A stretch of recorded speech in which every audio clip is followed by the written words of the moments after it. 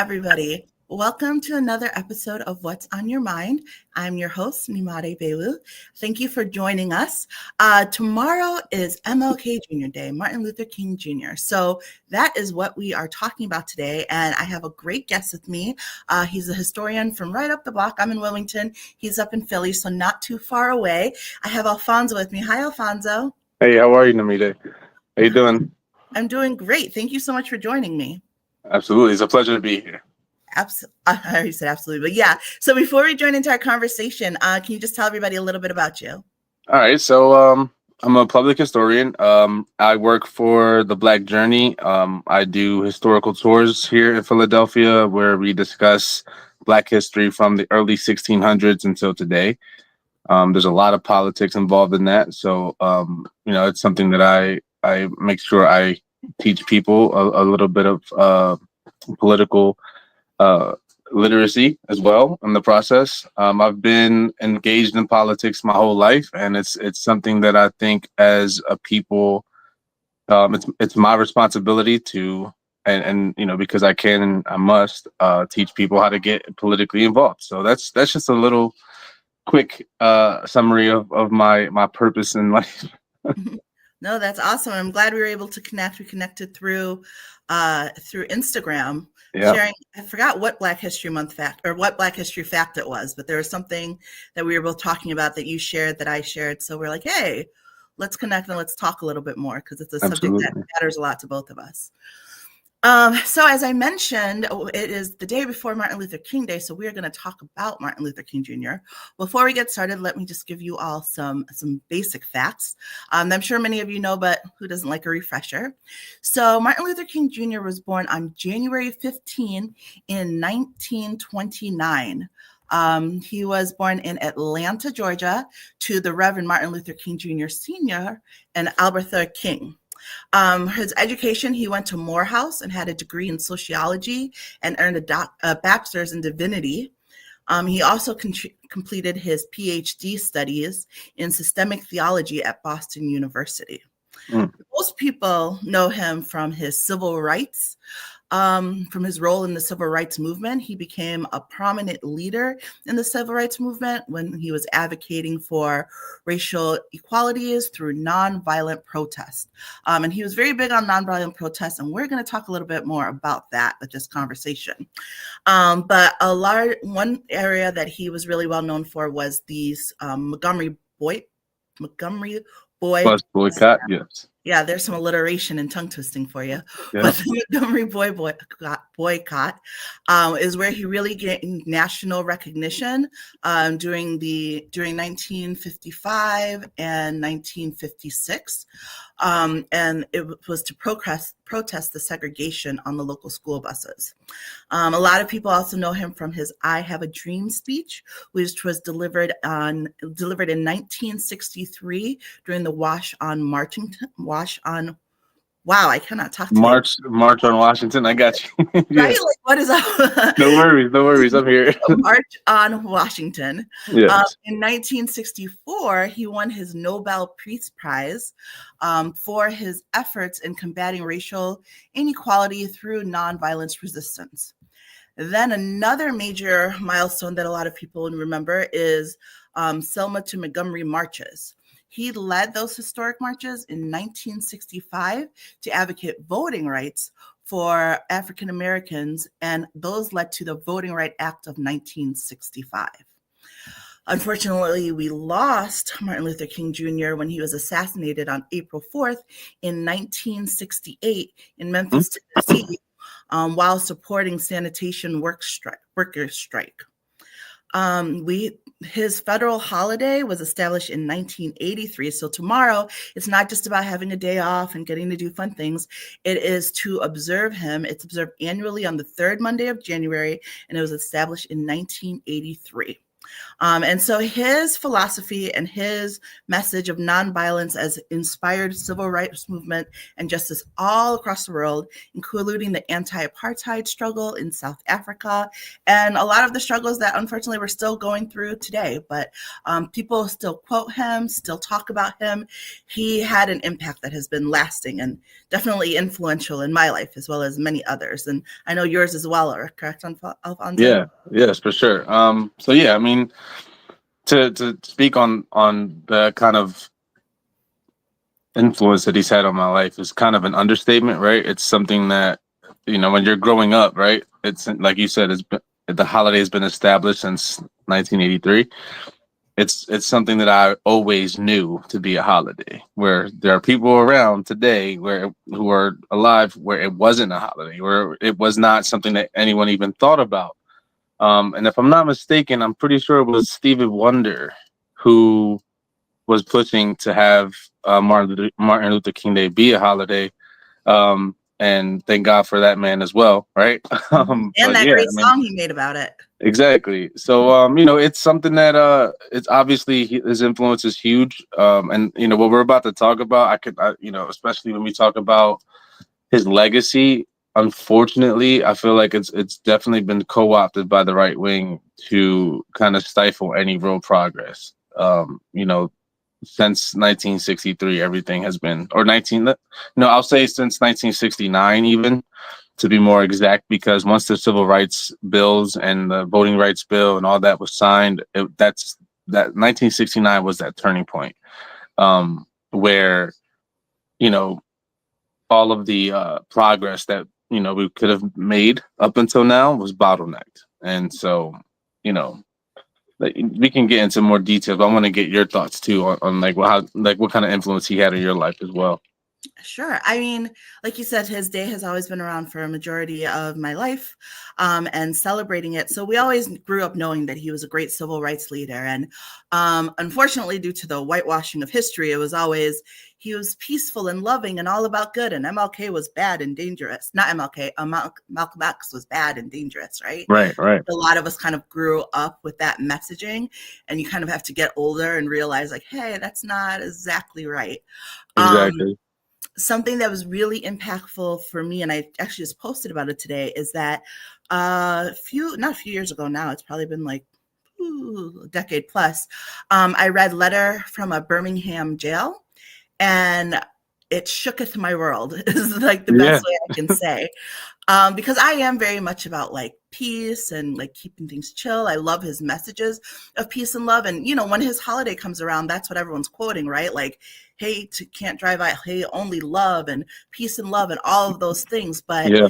no one really mentions like things from that letter in particular, where he talks about a justice anywhere is a justice everywhere. So Injustice that's the anywhere. thing. People love saying that. A Right. lot of people love saying, delayed justice is justice denied. But a lot of people forget that he was in jail when he wrote that. He was in prison, and he was not liked. He was not heavily liked around the world. And this is what, 2 years before. This was in 1963 that he wrote this, and he was in jail. So for him to get the Peace Prize 2 years after that, it goes to show just how effective it was. Like his not just his writing, but his his actual mindset on peaceful protesting. But then there's always, and again, as Black people and as people who have only ever known Martin Luther King through school and through understanding what the civil rights movement is. It's hard to say that we even have a right to speak on who he is, except for his children and the people who support, who are around him, right?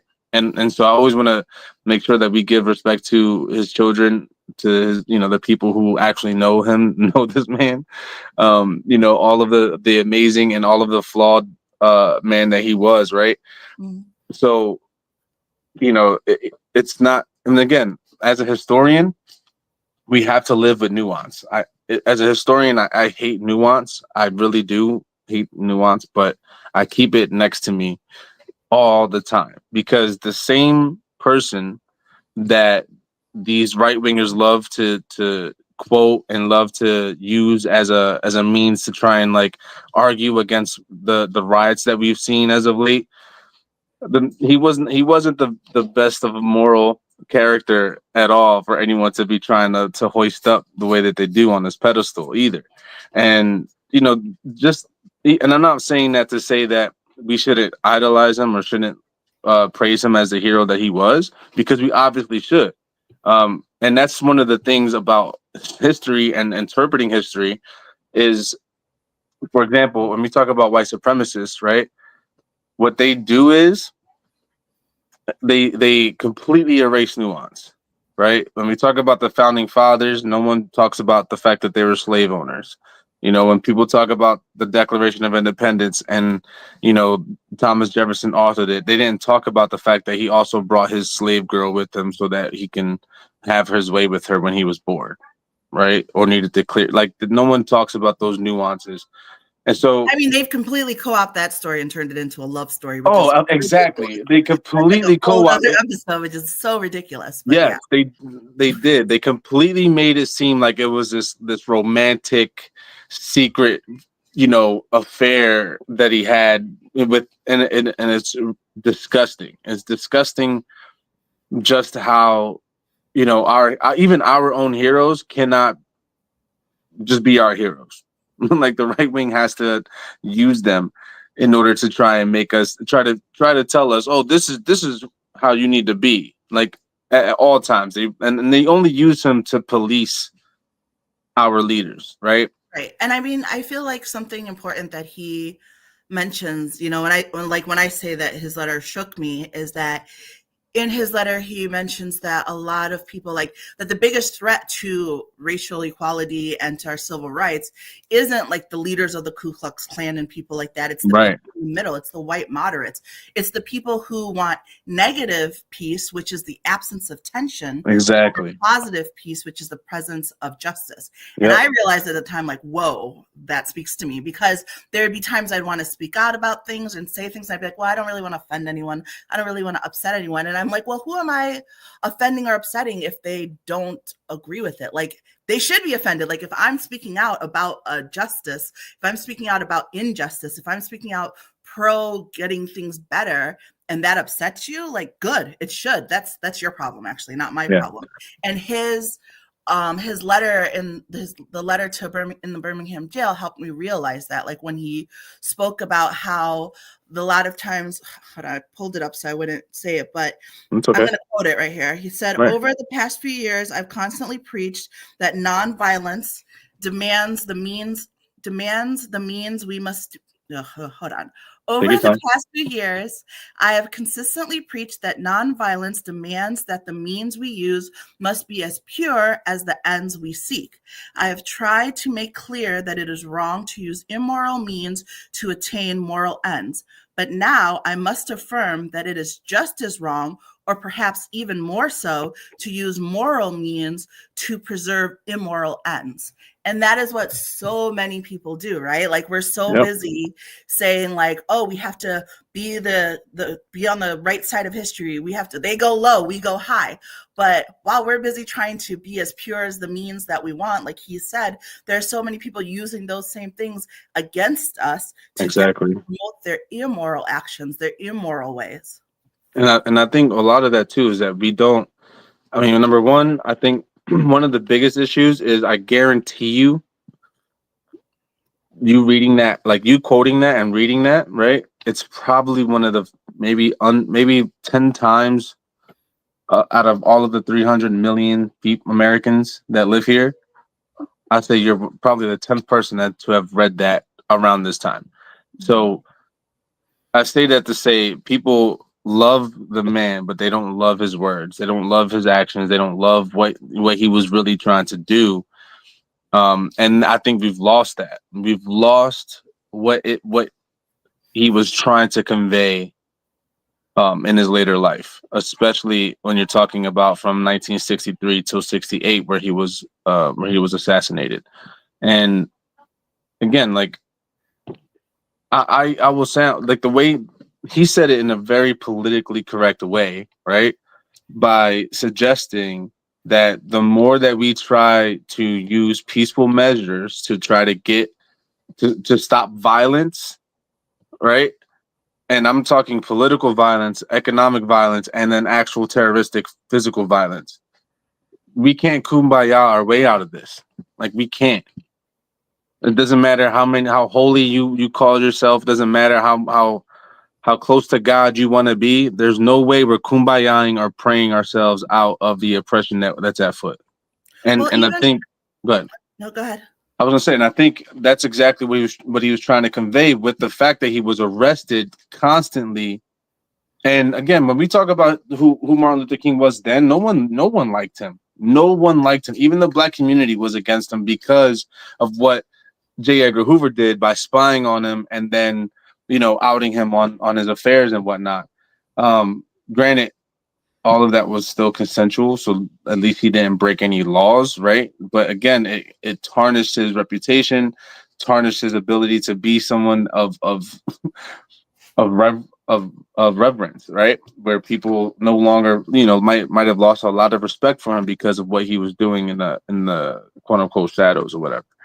And so again, like, and I think the closer he got to talking, the more he spoke about the fact that violence as a means of trying to draw progress is when the FBI ramped up the not just the letters, right? They wrote letters to this man telling him to kill himself before we do. Like, they were, you know, that's where the threats and that's where the violence ramped up from the government, right? And that's the state violence, state terrorism that we know of today. And again, when you're talking about the state versus black people, right? Unfortunately, the state is always going to be a white system, right? So, but it's white people versus the very few of us who are even conscious of the trap that was set for us, right? And so, again, I agree so much with that because unfortunately, the way I see it is that we're not going to see any change until it's too late, unless there's some real action. And I think that's a perfect testament to the reaction of Luigi Mangione and the actions that he took. Right, whether you condone them or not, I won't say, but at the end of the day, it's one of those. It's exactly what he was warning of, right? Just he's trying to let people, the government, whoever's listening, know you cannot keep on acting in such a way and thinking that the people are going to continue to ask for you to stop peacefully. It's just not possible.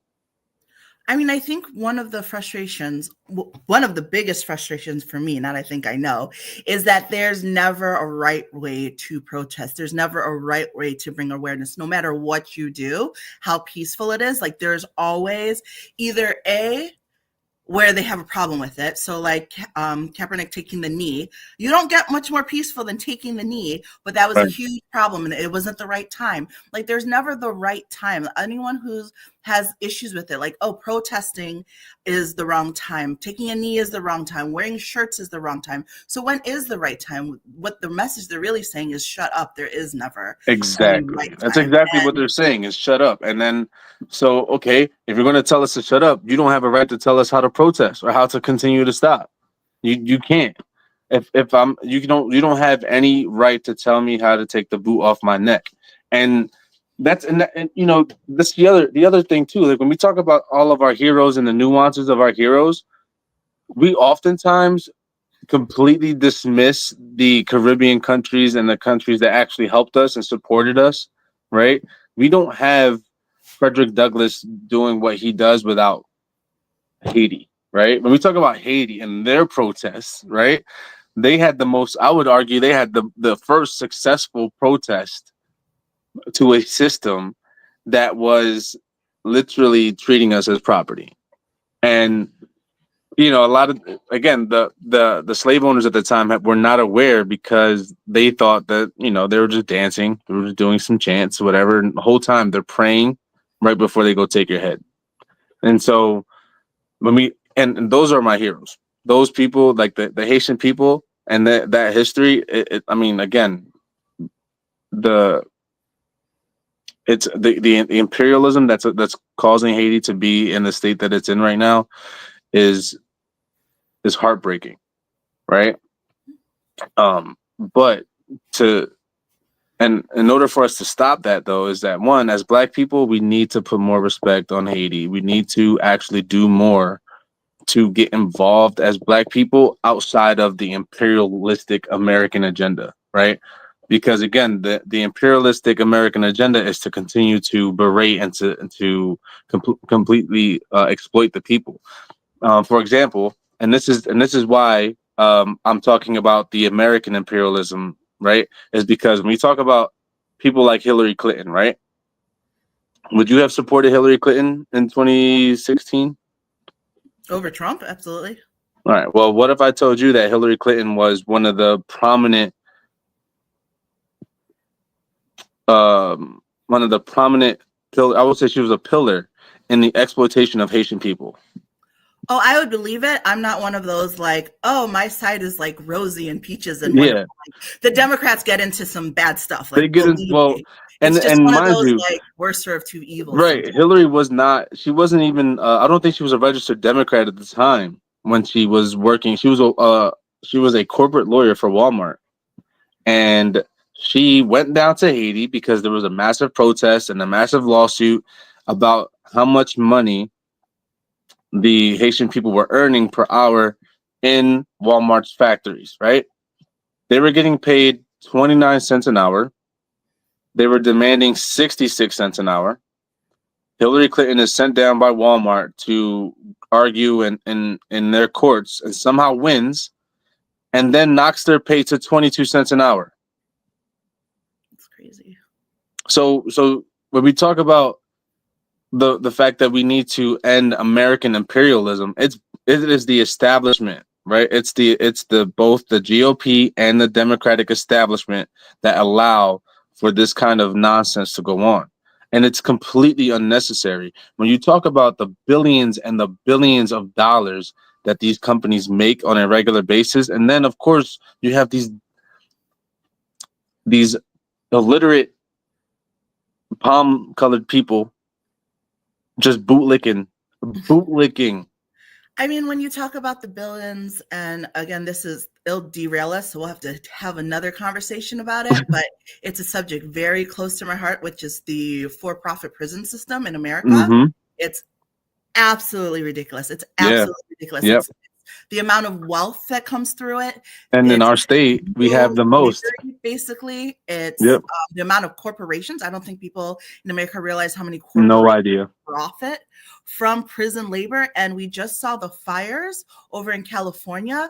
Many of the prisoners were on the front lines helping to fight those fires. Yep. And we appreciate literally a third, but also they did it for no money. I mean, the prison system in America is new slavery.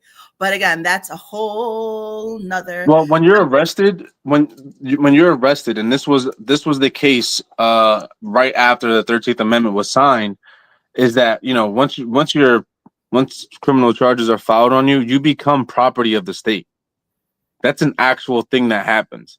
It is, and the number of prisoners jumped exponentially once that came through. It went from some prisoners to like, oh, well, they're freed, but if we arrest them, then they black codes, vacancy laws, like millions, like the jump, trespassing, loitering, all of these laws came from just trying to arrest black people and put them in jail and send them right back to the plantation. We have people picking cotton in Texas right now.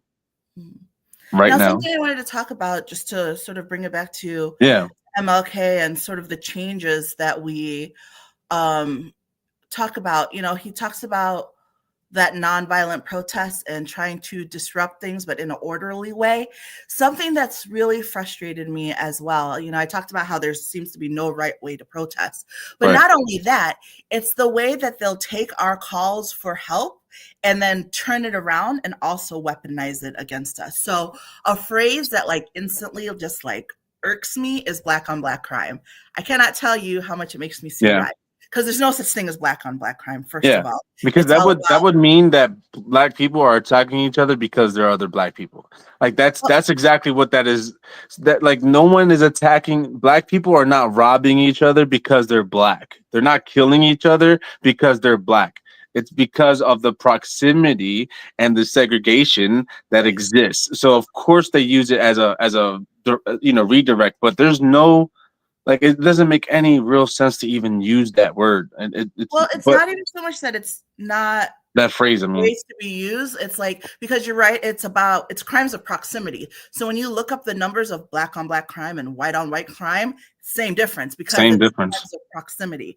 The phrase actually came around because Jesse Jackson was trying to raise awareness, because again, this is how they whip it around, was trying to raise awareness about the fact that if a crime happens where it's a black person committing a crime towards a white person, the cops will go out of their way to try to solve it, to try to figure out what's going on. But Right. if it was a crime where a black person committed against a black person, they were barely giving it any attention or barely trying to do anything to solve it. Yeah, So true. black on black crime wasn't getting the attention that it needed. That's where the phrase black on black crime came from. I It had no idea. literally came from us trying to get help, and then they whipped it around and we're like, oh, black on black crime is a thing. You guys are awful. And I feel like we're also seeing that in like real time with affirmative action, right? Like affirmative action and DEI, we're seeing where we're saying like, hey, there's a lack of equality. Like there are people who are really qualified for these positions that you're not giving to them because of their race. And we're And seeing so that. We're they're seeing the whipping effects it of that. around and weaponizing it against us, is saying like, oh, well, you just want people who aren't qualified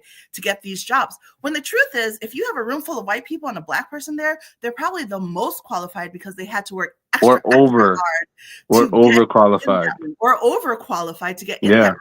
But just like with black on black crime, now they're doing it with affirmative action and DEI, where they're taking our call for help and turning it around and weaponizing it against us. And that's so frustrating. Well, that's it. So when we say they, right, we need to be specific. I think this could actually help. And I think especially when we're trying to remember Martin Luther King, right? We should remember the people who directly tried to attack him, right? Those same people who directly attacked him then are currently the people who run Fox News, the people who run Newsmax, the people who run One America News, or not, was whatever nonsense. Any right wing propaganda usually comes from a source, right? So you have the Cato Institute, you have PragerU, and then you have Turning Point, and then you have what's the other one? The one that Ben Shapiro runs. I can't think of right now. But yeah. But I'm naming like names because pure. And then of course you also now have Meta, which has decided to get rid of facts. Exactly. Meta's gone full right wing. Like, if you're telling the truth, why do you not want facts checked unless you want to be able to push propaganda without it being checked, which is exactly what they want. Exactly. And now and again, Elon, the new president, has been literally going on his version of Twitter, whatever that you want to call that thing, that cesspool, and pushing the bell curve, pushing all kinds of like pseudoscience to try and make it seem like white people are superior. Like the dude comes from apartheid South Africa and is pushing this nonsense. So, like, I mean, again, and then that's the other reason why when our people talk about we shouldn't be worried about what's going on around the world. That white supremacist idea is international. It's a worldwide project. White supremacy is a worldwide project. That's why I'm wearing a keffiyeh. That's why I'm supporting Palestine. That's why I'm supporting Sudan. That's why I'm supporting Congo. It's why I'm trying to raise money for them, right? Because while we have the conversations to completely undo and decolonize the world, we have to still be actively doing the work to try and help the people who are gravely affected or directly affected, right? Like people say, oh, if you don't like what's going on in the United States, leave. Bitch, people around the world are getting it worse because they're not sitting inside of the empire. Like, we're inside of this global empire. So right? Like at the end of the Yeah, day, it's all connected, and there's so many things that go on here that we think don't impact other people. They do. There are right, things that are happening other places that impact us, and it's really important to speak up. And especially in times like these, it's so easy to want to just shy away from it and be like, well, I right. can't change. My voice doesn't matter. But there's the quote, and I can't remember who it's by, but a summary of it was like, they came for this group of people and I didn't say anything, and they came for this group of people and I didn't say anything, and they came for this group of people and I didn't say anything, and now they've come for me and there's no one to stand up for me. And Right. that's literally what happens when everybody decides to keep quiet because the group being attacked isn't their group. Like, Oh oh, yeah, you're a straight woman, whatever, so you don't care when the gay people are attacked, or oh, you're white, so you don't care when the black people are attacked, or oh, you're the, like, if you are not caring, if you're part of a marginalized group, and this is part of also why I speak up, especially again after reading Letter from a Birmingham Jail, if you are part of a marginalized group and you're not speaking up for other marginalized groups, then how do you expect anyone to speak up when you need it?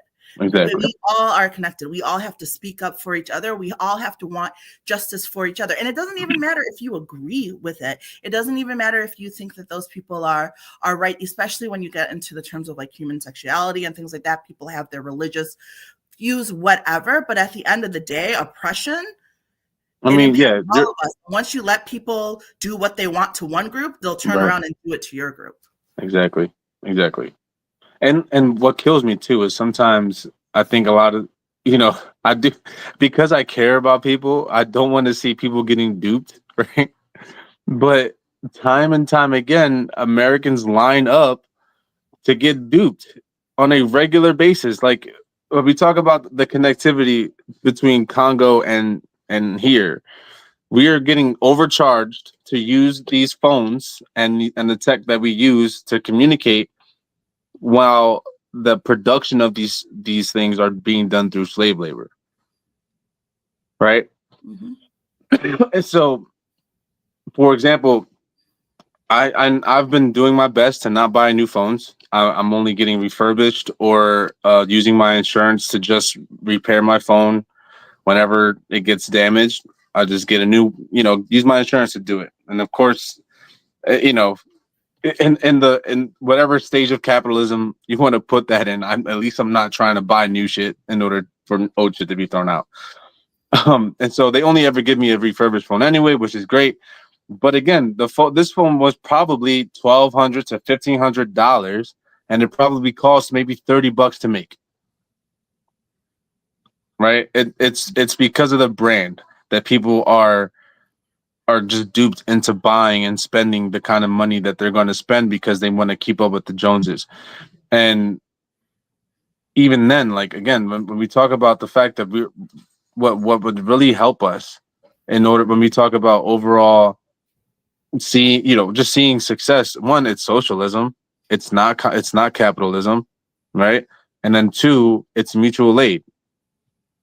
Mutual aid is how we can all have nice things and not have to argue about who's the more moral person because we're using the technology that's built by the slave labor. A lot of us don't even know this. A lot of us have no idea how the supply chain works. A lot of us have no idea about trade, about manufacturing, about shipping, about any of these things. And yet everyone has an opinion. Everyone's an expert now because they got Google and they think, but again, it's TikTok, and now they know everything. right. Yeah. It's so, Well, and then they try to shut us up, right? Like, God forbid I try to tell people on this phone that, hey, maybe we should think about the fact that people are enslaved in Congo over this phone. They're like, oh, shut up. You enjoy this phone. yeah, Okay. it's hard. It's frustrating and it's hard. The show's called What's on Your Mind because so much of everything is on our mind, right? And it Right. all comes back to our mental health and our just our quality of living. And it's one of those things where I've seen the meme before where it's like every day I try to decide between knowing things and being happy. And it Yeah. almost feels like that. It almost feels like, oh, do I want to be tapped in? Like, do I want to know what's going on in this world, or do I want to disassociate from it so I can have happiness? Like, And I think us as ignorance Black is bliss people, is a real thing. Ignorance is bliss is a real thing. it is 100%. But we don't. I don't feel like we have that luxury. Correct. We as Black people, I don't know who taught us or where it really came from, but this idea that we've somehow made it now, that we're somehow okay now, that we're in a post-racist society, like we have not. We let our foot off the gas. And look, at the end of the day, we can. I always try to remember and remind people that they literally killed our leaders like this, and in order, depending on who was more of a threat. Yeah. Right? When we talk about Fred Hampton, for example, Fred Hampton was killed a year after Martin Luther King, a year and a half after Martin Luther King, and he was only 21 years old. He was only 21 when they killed him. So they, and mind you, I don't have a big platform, but I can almost guarantee you that if my platform were to get a little bit bigger, I'd have to hire security. Mm-hmm. I'd have to have people around me who may or may not be willing to take a bullet, because I don't know who the feds are what they're gonna do. Because again, the things that I say, the things that I teach, especially on tour, it really is that threatening type It of. threatens the establishment. It threatens the establishment. Yes, 100%. I have to say that I definitely appreciate the history that you do share on your platform and with your tours. We've had a great conversation tonight, which I love and could keep going on, but I'm glad that we got to talk a little bit more about, MLK and his legacy. We tapped into a little bit of Black history, but there's so much to talk about. So much. So I'm actually going to use this to announce that in February, which is just like less than 2 weeks away, which is crazy, but February is Black History Month, and Alphonso and I are going to team up to bring you some more Black history. Some of the things that we talked about today, we're going to talk about them a little bit more in depth and really just sort of educate people on some revisionist history. Some things like the Black Panthers were not as bad as people thought they were. There was a bombing in Philadelphia. There were several bombings. Race trials. There's so much Black history that hasn't been taught, or that has been taught and twisted. And so we just want to use the month to highlight that. So on Instagram, we're going to be going live each week and talking about a different period or a different occurrence in Black history. So we hope you'll join us. If you're not already following me on Instagram, I'm that African butterfly. And Alphonso, what's your Instagram? It is _Fonzarelli_ with a PH. I can put it in the chat if that helps. And we'll post, we have to still lock in the days and times. We'll post, we lost him, but we'll post that. And we hope that you will join us for those conversations, because it's always, I feel like education is the first step, right? And we know that education is the first step because it's also the first thing they try to take away. It's not coincidental that the first thing that any group that comes in and wants to take over, the first thing they want to do is get rid of education. The first thing they want to do is change the education. That's not on accident. And the best way to fight that is to provide more education. So that's our plan. We're going to provide some more Black history education during Black History Month. So we hope that you will join us. Thank you. I'm glad you're back. Thank you again so much, Alphonso, for joining me. It was a pleasure. Absolutely. Have a good one, guys. Well, thank you, everybody. And I'll be back next week with another guest. And then we'll also share information about our Black History Month series. Take care, y'all. Bye.